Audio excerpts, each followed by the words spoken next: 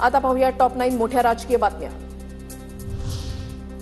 हल्ली भिकारी सुद्धा 1 रुपया घेत नाही, पण आम्ही शेतकऱ्यांना 1 रुपयामध्ये पीक विमा दिला। काही लोकांनी त्याचाही गैरफायदा घेतला। कृषी मंत्री माणिकराव कोकाटे यांचं वादग्रस्त विधान।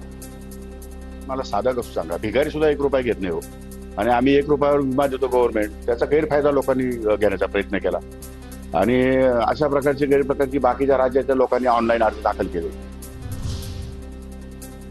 माझं वक्तव्य मोडतोड करून दाखवता, लोक गैरअर्थ काढतात। माझं तसं वक्तव्य नव्हतंच, तुम्ही जे मांडलं ते चुकीचं मांडलं, त्याच्यामुळे अशी प्रतिक्रिया येत आहेत। पीक विम्याच्या वक्तव्यावर कृषी मंत्री माणिकराव कोकाटे यांचं स्पष्टीकरण।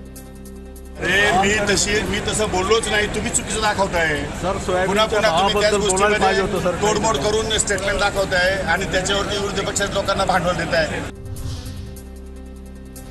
कृषी मंत्री शेतकऱ्यांना भिकाऱ्याची उपमा देत आहेत। सरकार शेतकऱ्यांच्या बळावर चालत आहे। 1 रुपयामध्ये पीक विमा देऊन सरकार उपकार करत नाही। विरोधी पक्षनेते अंबादास तानवेंचा हल्लाबोल।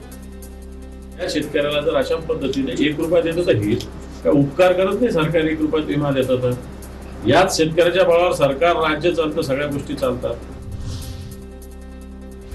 शेतकऱ्यांबद्दलचं कृषी मंत्र्यांचं वक्तव्य मी ऐकलं नाही, मात्र कृषी मंत्री बोलले असतील तर मी दिलगिरी व्यक्त करतो। मंत्री नरहरी झिरवाळांकडून दिलगिरी व्यक्त। असं तर कुठं बोलल्याचं मी ऐकलेलं नाही। ते तर काही कुठं बोललेलं नाही 1 रुपया भिकारी घेत नाही असं सांगायला आता नाही कोणी तसा राहिलेला। मला नाही वाटत असं बोलले नसतील, आणि बोलले असतील तर मी दिलगिरी व्यक्त करतो।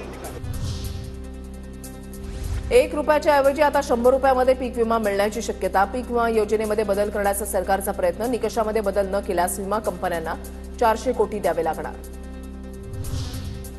नाशकात जिल्हाधिकारी कार्यालयामध्ये उपमुख्यमंत्री एकनाथ शिंदेंची आढावा बैठक। बैठकीला मंत्री दादा भुसे, आमदार सुहास कांदे, आमदार किशोर दराडेही उपस्थित, तर शिंदेंनी आयोजित केलेल्या बैठकीला कुंभमेळा मंत्री गिरीश महाजन यांची अनुपस्थिती।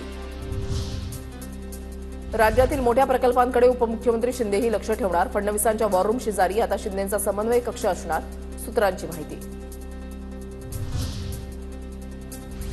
शिंदेंच्या वॉर रूमची पुनर्बांधणी, माहितीमध्ये सगळं उत्तम सुरू, कोणतेही मतभेद नाहीत। मुख्यमंत्री फडणवीसांकडून कोल्ड वॉरच्या वृत्ताचं खंडन। ठिकाणी आमचंच ऑफिस होतं जेव्हा मी उपमुख्यमंत्री होतो, ती जागा त्यांच्याच करता होती, त्यामुळे त्याला बातमी बनवणं एवढं मोठी घटना ती नाहीये। प्रत्येक गोष्टीची बातमी करू नका, सगळं चांगलं चाललंय, नीट आहे।